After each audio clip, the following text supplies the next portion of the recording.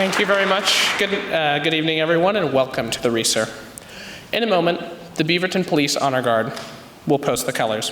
When the audience hears the command, present arms, those in uniform will perform a military salute. Those not in uniform will place their hands over their heart. Please rise for the posting of the colors.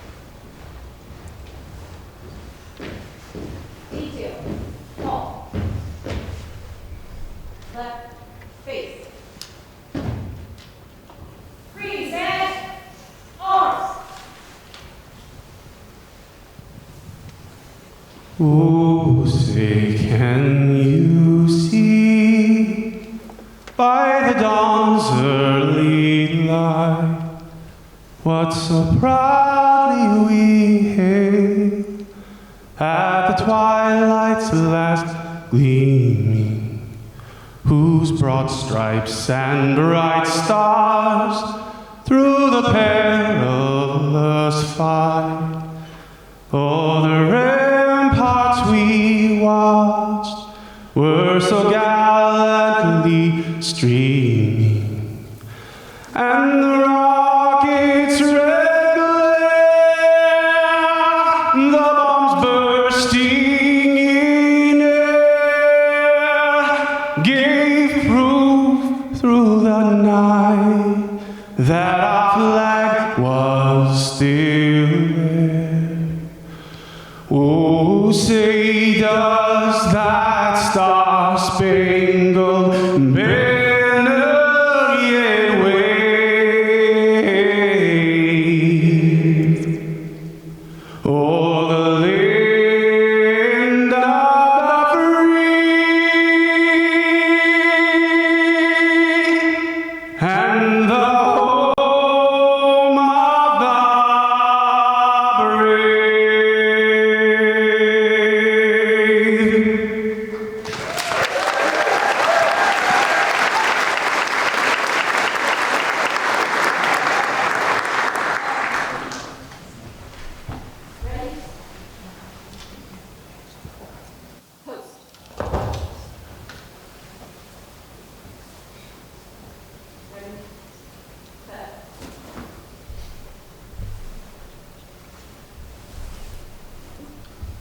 brave?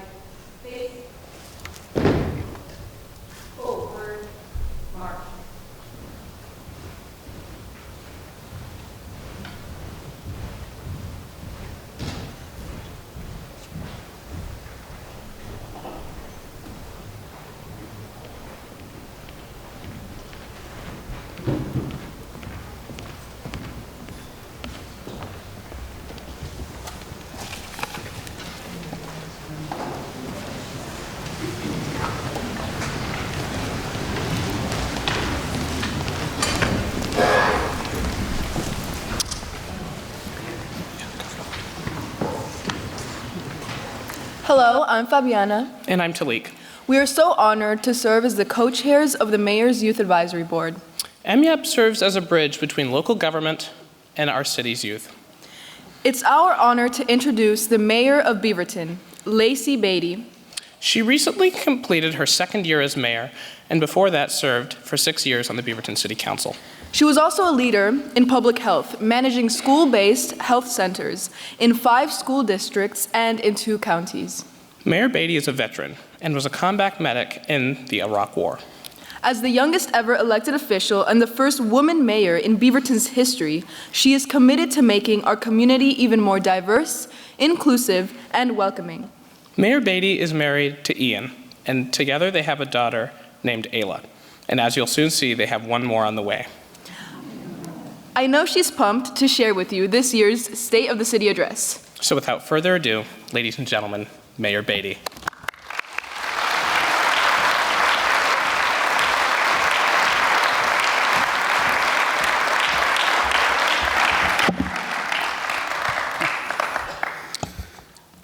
Good evening. Thank you, Talik and Fabiana, and thank you for the RESER for hosting us tonight.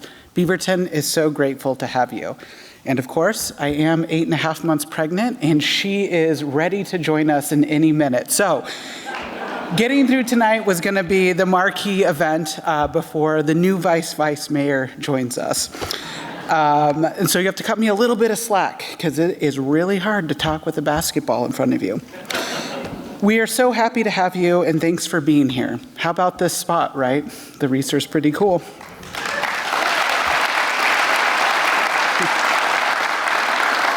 I want to take a moment before we begin to thank a few important people. Of course, my family. My mom, the matriarch of our family, is here in Beaverton that supports us.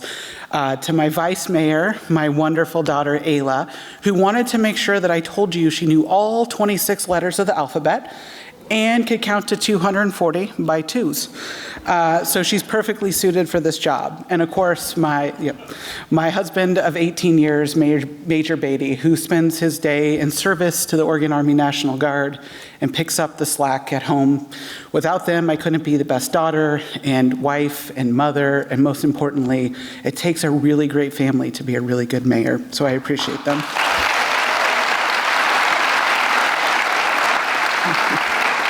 We're also joined by quite a few elected officials. I want to thank State Senator Campos for joining us, State Representative Chachi, State Representative Graber, Metro Councilor Christine Lewis, Councilor Juan Carlos Gonzalez, Councilor Rosenthal, our mighty county chair, Chair Harrington, her colleagues, Commissioner Fye, and of course my mayor colleagues that have joined me, the Hillsborough Mayor Steve Calloway, North Plains Mayor Terry Lanahan, and Tigard Mayor Heidi Lube, our wonderful partners at THPRD, Barbie Miner, Alfredo Moreno, and Tia Ping.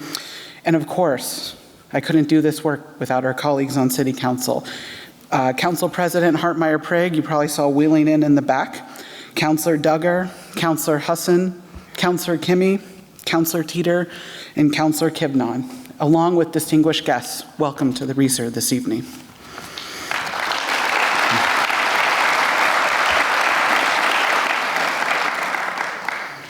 It's good to be together in person to celebrate the state of our city. A year ago, I sat in the audience and recorded my State of the City, but I was alone. This is way better. And your presence marks more than the power of a live audience and live connection. It's the symbol of our living partnerships. If there's one thing that became clear to me in 2022, it's that government works. We can bring positive change to people, but we can't do it alone. Government success, community success, depends on strong partnerships. Our partnerships with community organizations and activists and small businesses and large corporations are vital to the kind of shared success we need. But here in Beaverton, we need a different kind of partnership as well. Cities like ours depend on cross-collaboration of all levels of government to tackle the complex issues we face. Across our region, no challenge is bigger priority than housing and homelessness. We made tremendous progress this past year getting more people into Beaverton into housing, because housing is a fundamental human right. And there is no reason anyone in our community should go without safe, affordable housing year-round. But for some, traditional housing is still out of reach. As your mayor, I want you to hear loud and clear that in Beaverton, we are committed to compassionate action to help people living outside get immediate social services and move along a path towards permanent housing. For far too long, a person in Beaverton experiencing homelessness had nowhere to go for a year-round emergency shelter. Not anymore. Being a good regional partner means we're also part of the solution, which is why I'm glad to say we are very close to completing Beaverton's first year-round shelter. And with that last little bit of funding we need, it could be open by this time next year. Beaverton Shelter at 217 and Beaverton Hillsdale Highway will serve 60 adults. It'll be operated in partnership with Washington County and contacted through community service providers.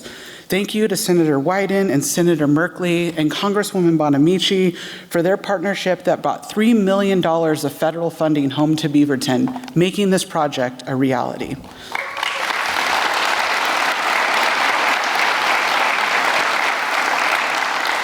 And thanks to Governor Kotek for including Beaverton in the executive order declaring a housing and homeless state of emergency in Oregon, which we hope will provide that final funding. And I know our staff is here, so no pressure. We need a little bit more money to complete it. But perhaps the most important partner in this project is the Beaverton community, who understands the value of shelter and has continually supported of its development. City staff are currently working to gather community feedback to develop a good neighbor agreement for residents surrounding the shelter. This is a perfect example of how our community works together to ensure that everyone's voice is heard and we take community challenges head on. Beaverton remains a highly desirable place to live. When other parts of our region have seen people move out, we continue to see people move in. But our city isn't cheap. The average home price here is well over $500,000. And market forces of finite supply and popular demand will continue to drive up prices. Our answer in Beaverton is pretty simple. It's to build. Building new affordable housing and market rate housing is our best check to out-of-control housing prices. We broke ground on 2 new affordable housing projects in 2022, both in South Cooper Mountain. Affordable housing restores a sense of dignity and pride for individuals and their families. It also demonstrates that here in Beaverton, we can balance land use with housing needs and access to nature with access to new homes. In June, we began construction on the Wishcamper property that will house over 300 Beaverton residents, 164 units, including 80 senior one-bedroom apartments. This development will be adjacent to our regional trails and next to Mountainside High School. In November, we broke ground on another affordable housing project, this one also near Mountainside High School, with 75 units. These new communities are being developed in partnership with Metro, Washington County, our community partners, who will help us coordinate the outreach to ensure an equitable leasing process. These apartments will be available to people making 30 to 60% of the area median income. But what does that mean?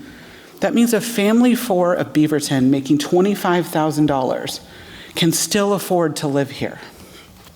That's a pretty big deal.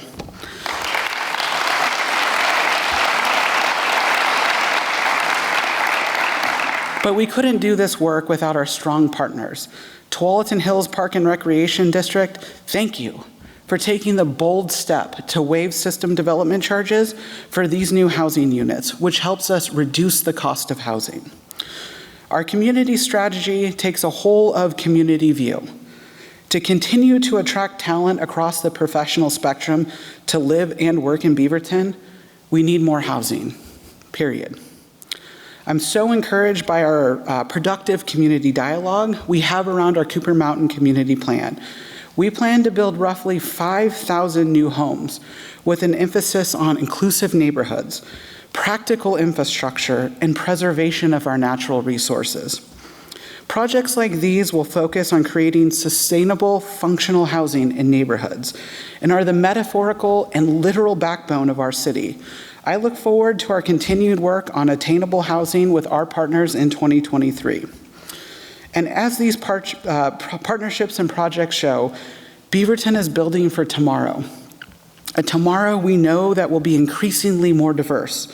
a tomorrow where we and our elders and our children will have different needs than we have today. This type of creativity for the future is rooted in our partnerships today. I've worked with state lawmakers to implement the missing middle housing law. It passed in 2019 to give Oregonians more housing choices and make it clear, to make it easier to develop more affordable housing.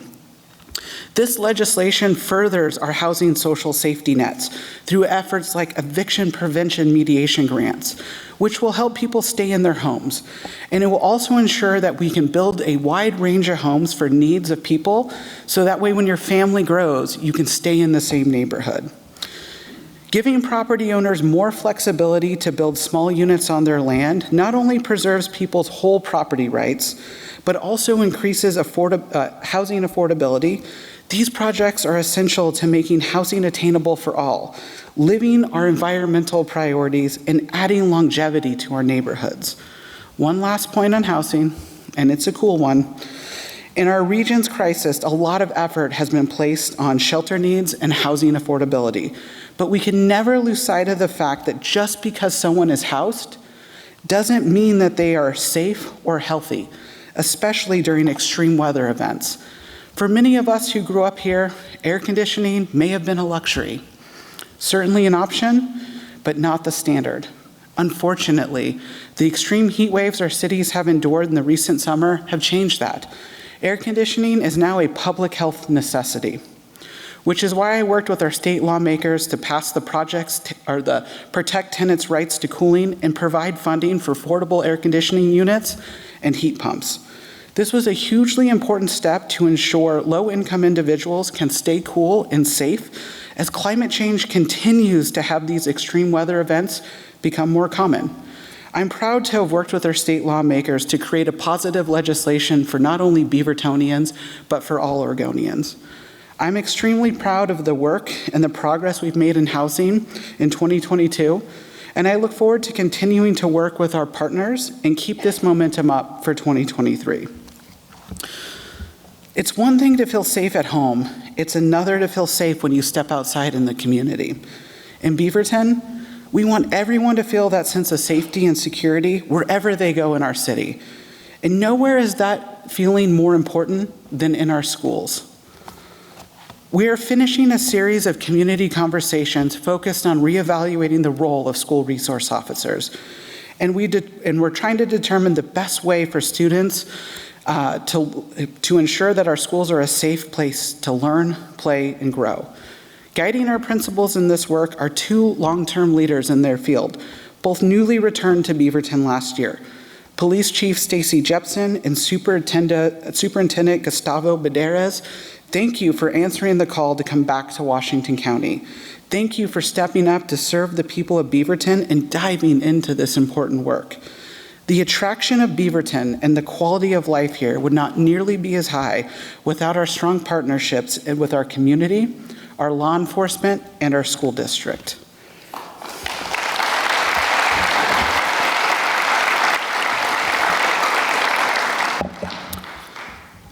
Sadly, we cannot talk about public safety, and especially keeping our young people safe, without talking about the tragically high rates of gun violence in this country. As a veteran, a gun owner, and most importantly, a mother, this issue hits especially close to home. I'm proud that the state of Oregon ranks 11th in the country for strong gun control laws, but unfortunately, it isn't enough.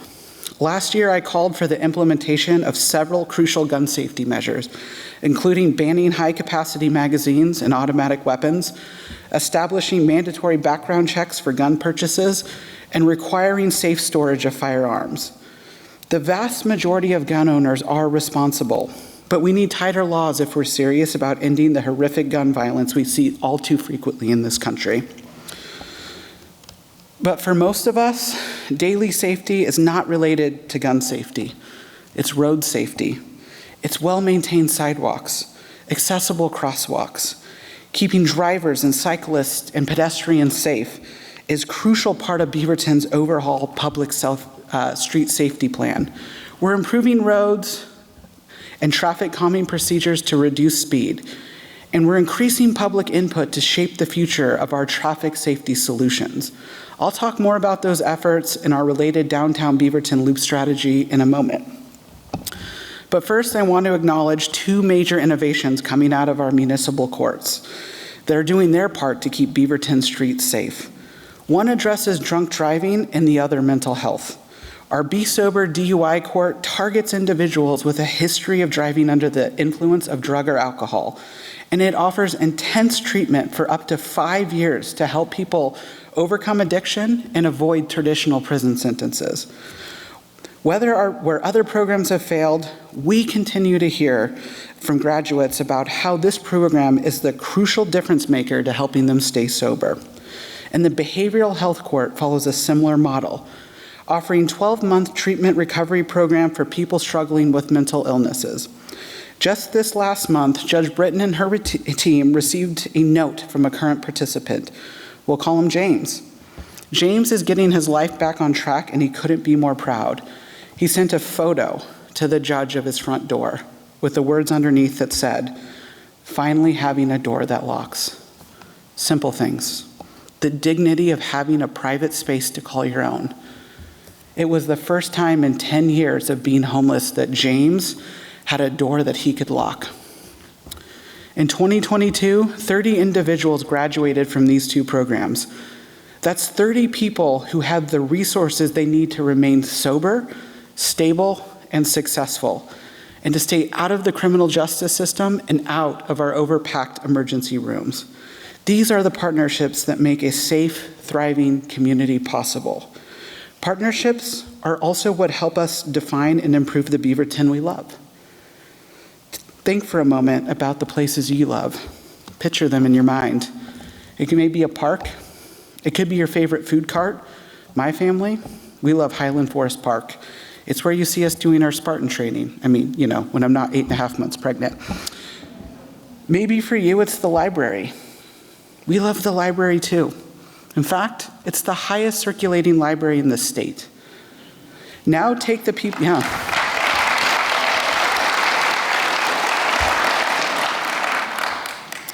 But take away the people from the vision in your mind. Your favorite tacos aren't so hot with somebody not on the other side of the grill. The new pickleball court, not much itself without a partner across the net. We are hardwired for human connections. And that's why the concept of partnership is always at the heart of placemaking here in Beaverton, starting with our Reimagining Downtown Loop project. Dalib owns the Family Cafe on Broadway. His cafe is a prime example of a company that embraced change during the pandemic. It's a great spot. In fact, it's become so popular that over the last few years, the Family Cafe is expanding its outdoor seating space, thanks to a grant received as part of the Open Air Beaverton program. Thank you for being here tonight, Dalib.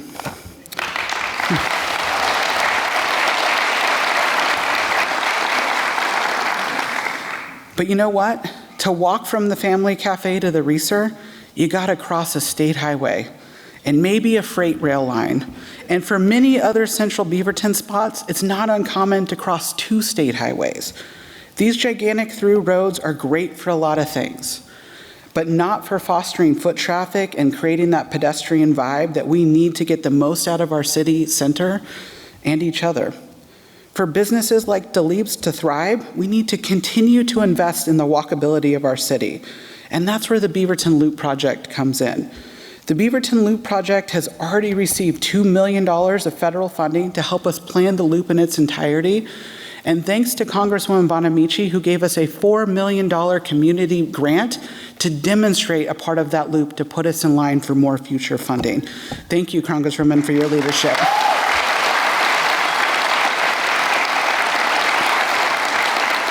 So if you're counting, that's $6 million. It's a lot of money. Projects like the Loop go far beyond standard fare infrastructure. Thanks to our community input from volunteers like Dalib and comments from many of you in this room, we are reimagining our streetscapes. Wider, more attractive sidewalks and streets have the power to literally move people together. And I'm excited to see how the Loop will foster a stronger connection between Old Town and Beaverton Central. For those of you that venture out of the core from time to time, we all do, and you travel to the east side of 217, you see those orange barricades by Kaiser on Western Avenue. This is a signature project of our West 5 strategy, and it is well underway. With expanded 5-foot wide bike paths and 6-foot wide sidewalks, we are building safety and access like never before on this critical north-south connector between Allen Boulevard and Beaverton-Hillsdale Highway. I want to thank our friends at Tualatin Valley Water District for their work on this project. They helped us install a 4-foot wide water pipe under the road, and that is critical for Beaverton and our industries. 4-foot wide pipe is pretty big. I went out and checked it out. Our fertile valley is the envy of the world, and how we use and reuse water here is not just about pipes and industry. It's how we extend our spirit of conservation and our most natural resources. It's about today's homes and tomorrow's, heritage farms and backyard growers. And I'm pleased to share that as of today, we have built 3.5 miles of purple pipe to reuse stormwater for irrigation that otherwise would have gone to waste.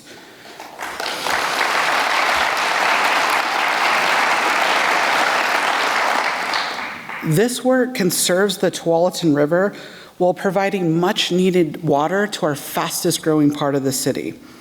All right, you've been seated for a while now. What do you think of the Reeser? More comfortable chairs, way more legroom. If you've been to, maybe an art center in the city east of us, I think this one is pretty cool. Nope, yeah.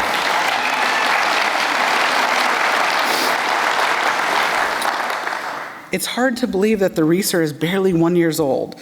Since it opened last year, we've already had 178 shows here, featuring some of the most talented and diverse performances in any major city. With the Reeser, we wanted to be intentional about the stage, that it was for everyone, a true community gathering place. But showcasing the talent of our BIPOC community up here on stage has not always brought the most diverse audience out there. That is until one of our Beaverton guys came home recently. Stephen Green grew up on 185th, attended Aloha High School, and went off to become a venture capitalist. But he never forgot his roots.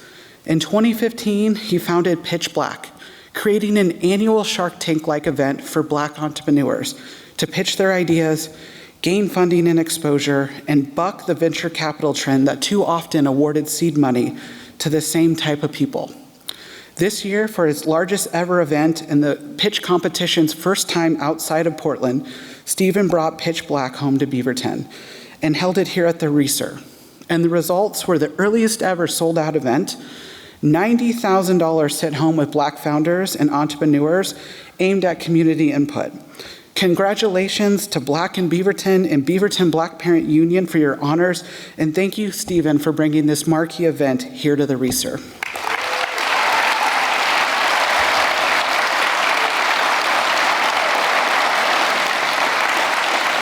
He's out in the audience, so if you wonder how he did it, find him afterwards. You see, in Beaverton, when we talk about community development, we really do put the community part first. When people think about places they love, oftentimes the first thing that comes to your mind is your home, your school, or your place of work. And I want that feeling to be true for everyone in Beaverton, especially our youth. In November, we cut the ribbon on Home Plate's new drop-in center in downtown. Home Plate's incredible work helps Beaverton youth facing housing insecurities and difficulties. They provide tools for job search, education services, emotional support, and most importantly, just a safe place to relax. And I'm stoked to announce since last May, they helped 75 young people move into stable housing.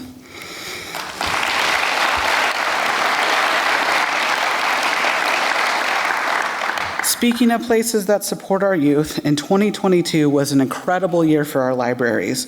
This year, the Library on Wheels delivered books and hosted story times in 2 new preschools, established a grab-and-go collection at the Beaverton Transit Center so you could grab a book before you get on the Max. And they opened 2 new community bookshelves in partnership with THPRD to have books in our parks. The library did this while establishing a new makerspace that served over 4,000 Beavertonians. The design and make space let visitors use state-of-the-art equipment like Cricut machines, engineering tools, modern sewing machines, and even a 3D printer to create to your heart's content, completely free of charge. And I know some of you are wondering why all these cool gadgets are only for kids. Good news, it's not. We have no age limit on our makerspace, so go out there and check it out. So what will we build together in 2023 and beyond? Just remember what we did throughout the pandemic. We made partnerships across healthcare sectors with the State National Guard, federal funders, and volunteered to do the most rapid vaccine rollout most of us have ever seen in our lifetime. We can do big things. Government can do big things, but only when we do it together in partnership. This year, we're building new partnerships with the federal government. Along with the U.S. Conference of Mayors, I've been clear that our national epidemics of fentanyl and drug use and mental health issues and homelessness require a national crisis response. All of our cities are unique, but our problems really aren't. They cut across borders and they're born out of the ongoing national issues. In 2023, we will build stronger partnerships at the federal level to keep tackling these issues head on. In addition to our incredibly valuable external partners, our partners within local government are just as vital to help our city operate smoothly and to make progress the community demands and deserves. I have to give a huge thank you to all of our city staff. I'm honored to be working with a new city council this year in a new form of government. Beaverton has grown up. We're the 6th largest city. And a couple of years ago, our voters said they wanted to professionalize our city management. And we have done just that. We have the political leadership in place to set the vision for our inclusive city, and that is built on community input and democratic values. And now we have the management in place to carry that vision forward and live out our values in our day-to-day work. City Manager Jenny Hariyama, thank you for bringing your expertise, your professionalism, and your boundless energy. You are the partner we need in City Hall to help us write the next chapter of Beaverton's story.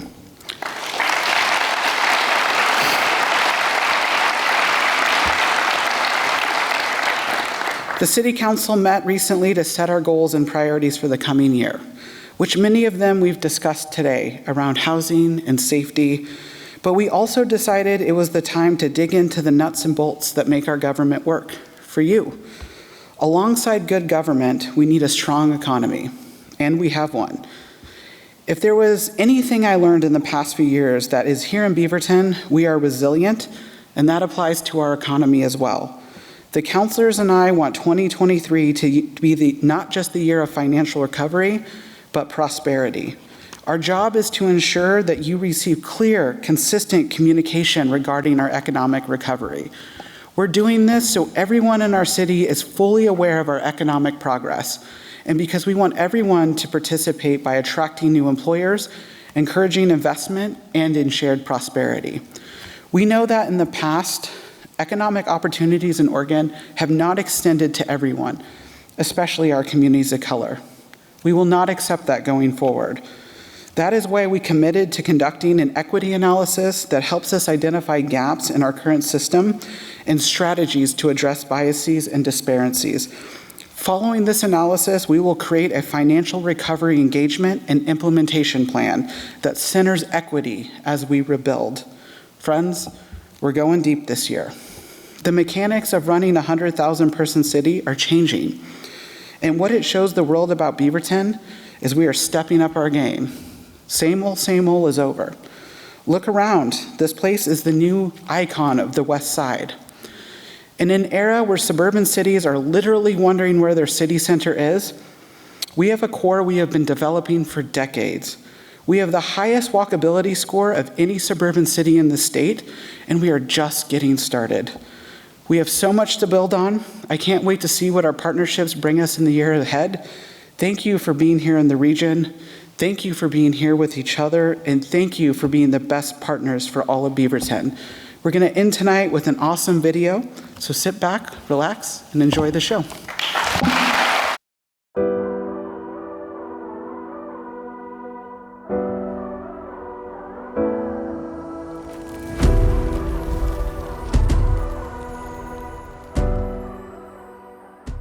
Hey community, thanks for joining me today at City Hall. I think many of us realized in this last election that we have a lot of new representation from our city council all the way to the governor. And I wanted to make sure that as the mayor, they saw our community through our city's eyes. So me and the team, we've developed a 3-hour walking tour of downtown Beaverton in the Loop.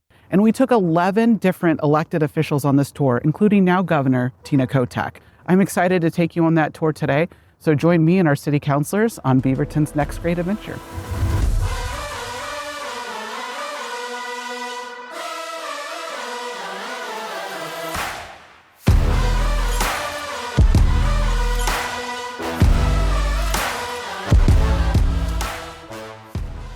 Hello, we're here at the Patricia Research Center for the Arts, the northernmost point of our loop. I'm here with Councilor Allison Tivnon to talk about a couple things. We're going to talk about the Patricia Research Center for the Arts and about water and one of my favorite projects this year, the Purple Pipe. So when you drive up to this building, you notice a couple things. You notice some really big art installations on the outside of this building. Can you tell me a little bit about the 1% for the arts and how we fund it? Yeah, so for capital projects, 1% of the budget is set aside for public art. And in this case, that resulted in 4 really beautiful art installations, 3 on the outside of the building, 1 on the inside, and all of which you can see as you're approaching the Reeser. And the fun part of it is that no matter what type of mode of travel you have or what road you take to get here, you're going to be greeted by art on your way in. We have this project called the Purple Pipe Project. People have probably heard this or read about it in your city newsletter. Can you talk a little bit about what the Purple Pipe is and how important it is to our community? Only 1% of the water that we treat is actually used for drinking water. And at a time that we need to be thinking about our environment and how we utilize water and how we utilize our natural resources, the Purple Pipe was just an amazing opportunity to do some of those things at the same time. When we got to plan South Cooper Mountain, the first time we really got to plan a community in decades because of the urban growth boundary, the city council thought there has to be a better way. Can we reuse stormwater? Can we not use treated drinking water to do things like irrigation? And so sometimes development gives us wonderful opportunities to stop and think about how to do something old a new way. So I'm pretty excited about Purple Pipe. Thanks for joining me today. I know, who would have thought that water and art were so interconnected, and the way that you talk about these topics is just awesome, and I'm so glad to have you on the team. Oh yeah, thanks. I'm very happy to do another State of the City. It's going to be a great year.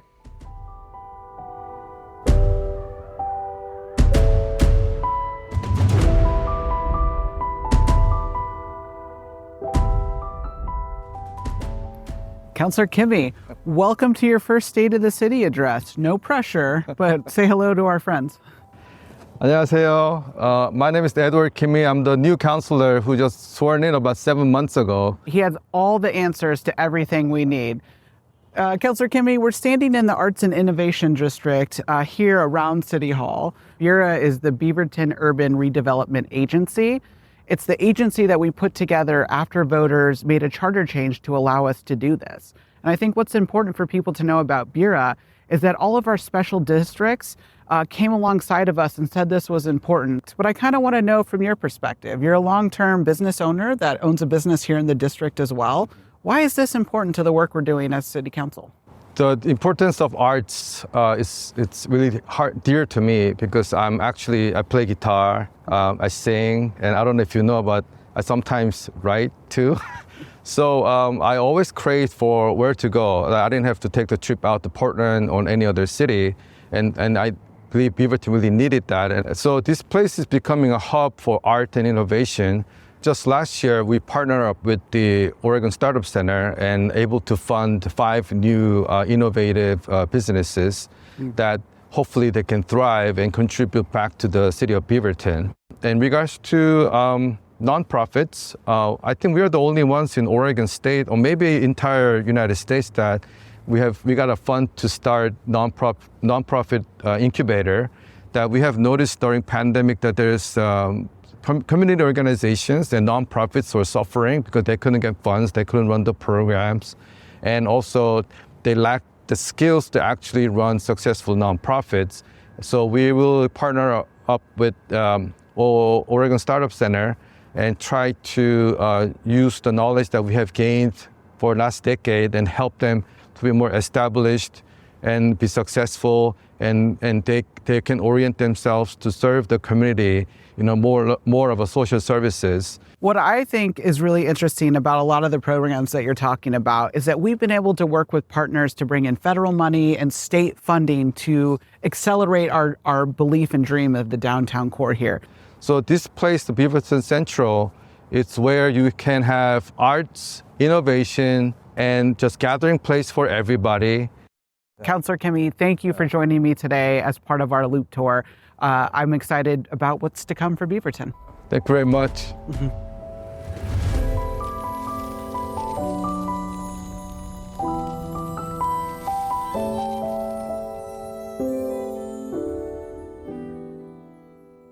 All right, community, I'm here with Council President Hartmeyer Prigg on another stop along the Loop. I wonder how many people would know where we are based on the backdrop. We're on Broadway, where all these amazing restaurants and barbershops and small businesses exist. This is a street that a lot of people don't get to because it's sandwiched between Canyon and Farmington and a little hard to get to, but it represents some of our most diverse restaurants in the city are located right here. When I'm walking over our dozen elected officials through the Loop route, I often talk about how important our community as a whole is. Why is the Loop so important to us right now? Yeah, thanks, Mayor. The Loop is so important right now to create a truly walkable and safe district for our community. It connects the Reeser and the Beaverton Central Max Station with Old Town, but because Farmington and Canyon are in between, people think they're really far away. So we really want to focus on creating a complete street for our community that is truly multimodal, so people can walk, roll, drive, take transit. But Mayor, it sounds expensive. How are we going to pay for it? It's years and decades in the making, and it really tells a story of every level of government working together. So the city made the investment in this community originally, and just a couple weeks ago announced that we had a raise planning grant from the federal government. It was a $2 million grant that's going to allow us to plan the Loop in its entirety. Only 3 communities in Oregon were awarded that grant. It's kind of like winning the lottery. And we went to our Congresswoman Bonamici, and told her about the project. She had congressional directed funding come to the city, in total of $4 million, to do a demonstration project. I think it's such a great example of partnership to see how the city, how Bura, how our own local economy is really invested in this district. And I think it'll help make the Loop a success because the community has embraced this area. Well, I think we already know from some of our other stops how awesome Beaverton is. We've opened a lot of restaurants. We're focusing on pedestrians and their experience and walkability. I'm just excited to serve on this council at this time. Thanks for joining us on this stop.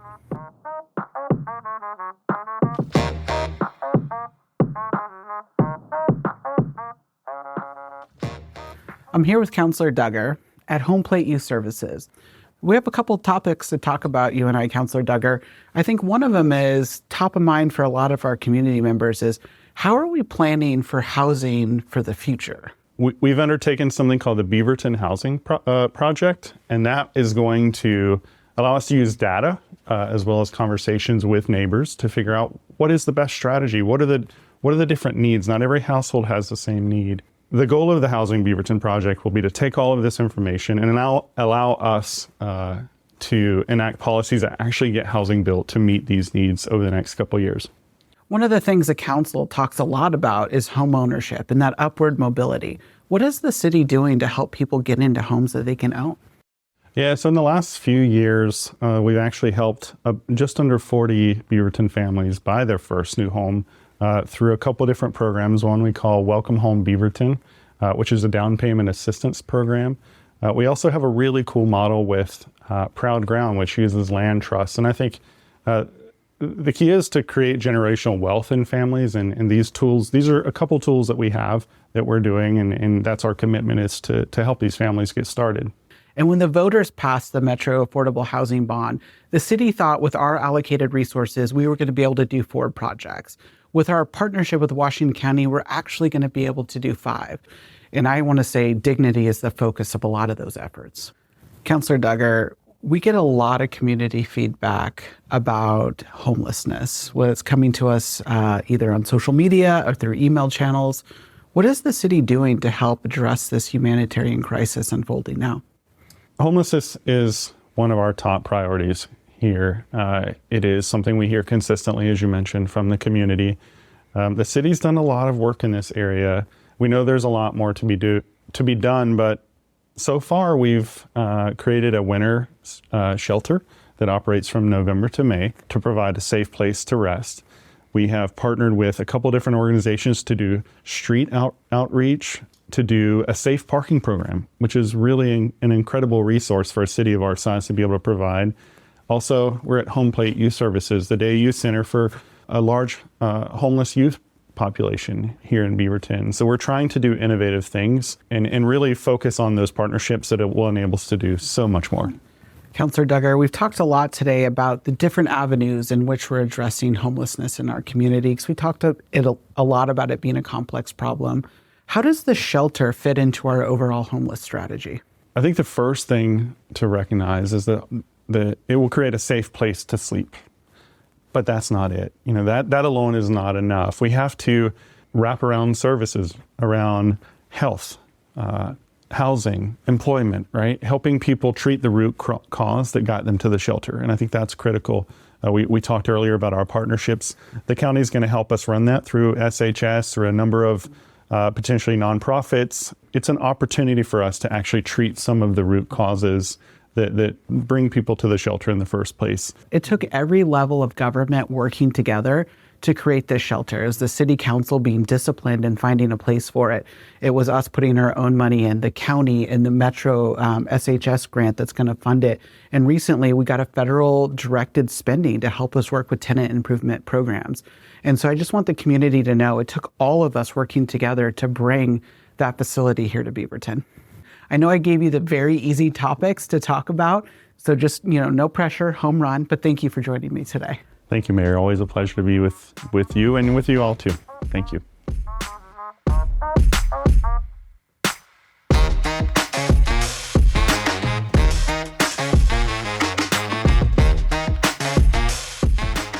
All right, community, we're in one of our favorite stops, the end of our tour, and I'm here today with our city manager. So you and I and our staff have put a lot of emphasis on downtown and revitalization, but I think everyone always wants to know, what exactly is the city doing to help revitalize our core?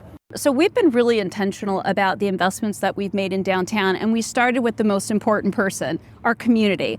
We started with our community vision and really wanting to understand what that North Star was. And it was that we wanted a vibrant downtown. The other is that we've built a grant program to support our businesses in perpetuity because we want them to thrive. And our building improvement grant is really a great example. Right here is Knock One, and they've been a recipient of up to $75,000 worth of grants to improve their building. We also provide art grants to kind of create that synergy in downtown, from signature events to all of the street murals that you've seen here. And it's just really a testament to this community that has put us kind of right dead in center of where we want to be. We also want to become a destination, and that's one of the reasons why we're continuing to infuse resources and funding into the downtown area. We are very aware that when places become a desirable place to live, that sometimes community members get displaced. Council really wanted to get ahead of this problem that is coming, so we invested in a downtown equity study. And most importantly, when it was passed by Council and Bureau that we've been talking a lot about today, we have some plans in place and we're getting ready to execute on those. All right, here we are in the heart of the loop, the thing we've been talking about all day. How is the loop going to impact our local businesses? We all know that in order to have a vibrant downtown, you need that pedestrian foot traffic running around here so that we can support local commerce. And so it does just that. But one of the most important things that we're already starting to take into account is how this project can be disruptive to our merchants. We're going to make sure that we have all the input from businesses so that they're informed. We understand that the fabric of this community is made up of our businesses, but they're also the most vulnerable. That's why we're taking this effort to make sure that you know how much we care. If you're interested in finding out more about the Loop, check out beavertonoregon.gov for more information. Thank you so much for joining me on our tour of downtown Beaverton today. I've said it once, I'll say it again. Beaverton is the place to be.